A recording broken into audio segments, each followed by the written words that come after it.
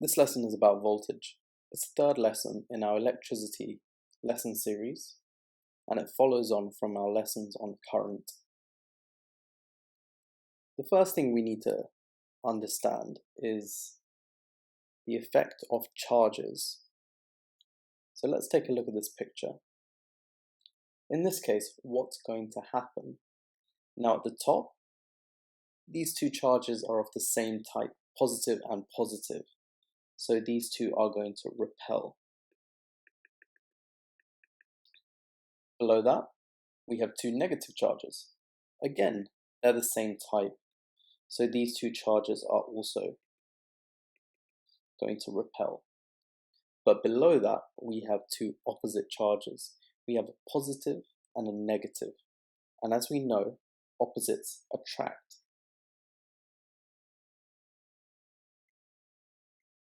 So the key concept to remember is like charges repel. By like, I mean charges of the same type repel and opposite charges attract. That's what we can see in this picture. First things first, draw a quick sketch of this battery, like so. Nothing fancy, just something like this. Now if you look at a normal commercial battery, like this one side will be labelled with a plus, like this. And in some cases, the other side will be labelled with a negative. What that means is, on this side of the battery, we have a lot of positive charge. And in comparison, on the other side, we have a lot of negative charge. This side is known as the positive terminal. Oops. Or sometimes positive pole. And this side is known as the negative terminal, or negative pole. Now all circuits include a power supply, like this, like a battery, and wires, like this. Wires are connected to both sides of the battery, like this, and they'll be connected from this side to this side, like so. Now these wires are made of copper, and almost all wires are made of some sort of metal. So in order to understand the concept of voltage, we really need to understand the structure of metals. So within this copper metal, we have metallic bonding like this. You can imagine that this is a wire on one side, and this is a wire on another side. So as we know, metals have delocalized electrons on both sides, here and here. Now these electrons aren't flowing. They're moving and they're free to move, but they're not flowing. We could think of this like a lake. The water is free to move on this lake, but it's not flowing. Now let's see what happens when we attach a battery to our two wires here. So a normal commercial battery like this would be attached on both sides to the wires. So we're going to quickly draw out our battery again so we can see the charges. Remember, we had positive on this side and negative on this side. Now we have negative on this side over here, and we have a lot of negative electrons that are free to move. What do you think is going to happen? So the negative terminal here repels the negative electrons, like so. And now these electrons begin to flow.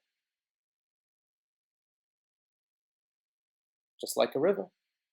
These electrons are now flowing through the wire.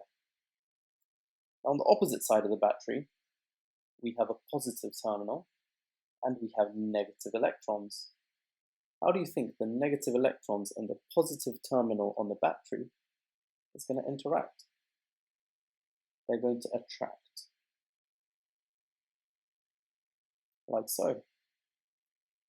And now these electrons will also begin to flow, like a river.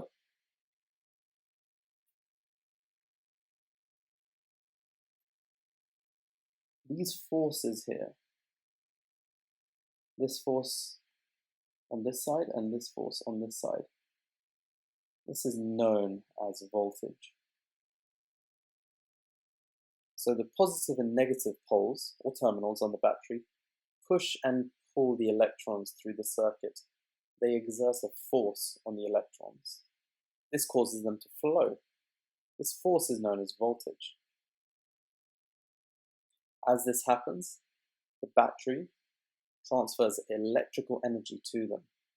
And this enables electrons to transfer energy to appliances like light bulbs. So in this case, the chemical energy in the battery is transferred to electrical energy in the wires, in the electrons, which will be transferred to light energy in a light bulb. This goes back to what we learned in our third physics topic, energy. So just like this, the electrons are flowing through the wire, and it would look a little something like this. Electrons are flowing from this end through the wire to this end. Just like that.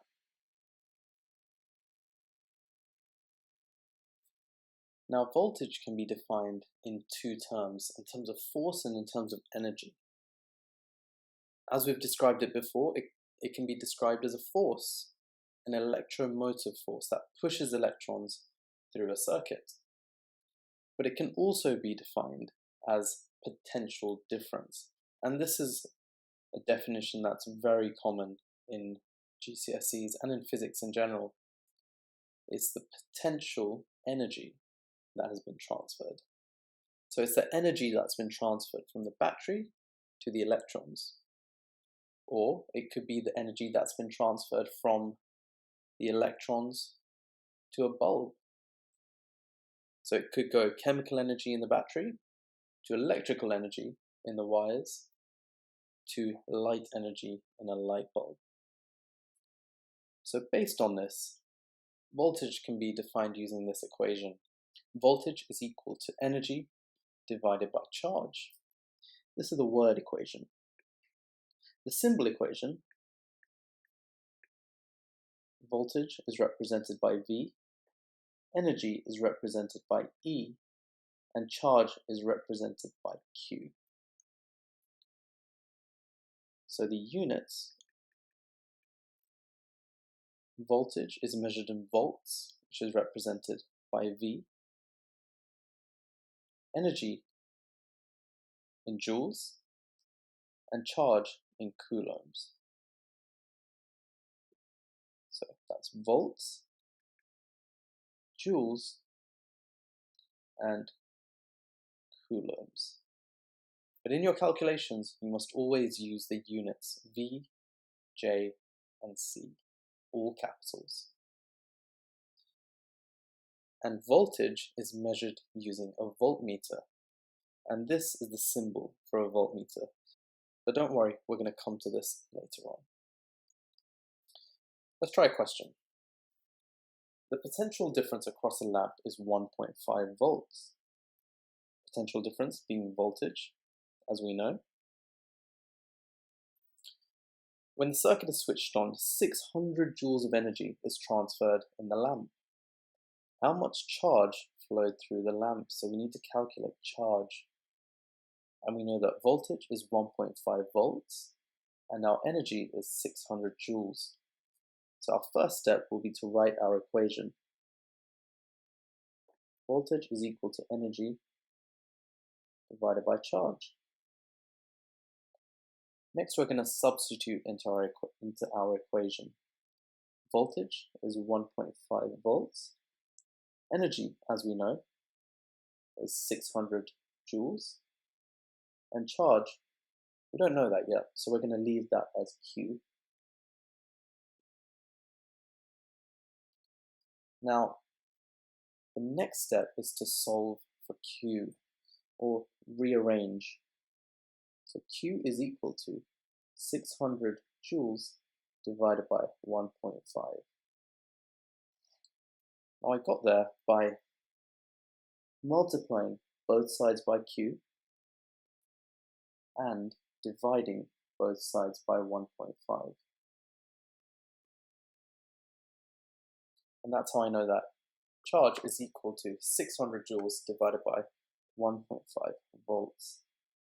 If I put this into a calculator, 600 divided by 1.5 is equal to 400. I can't leave it just like that. We can't forget our unit, 400 coulombs. That's our final answer.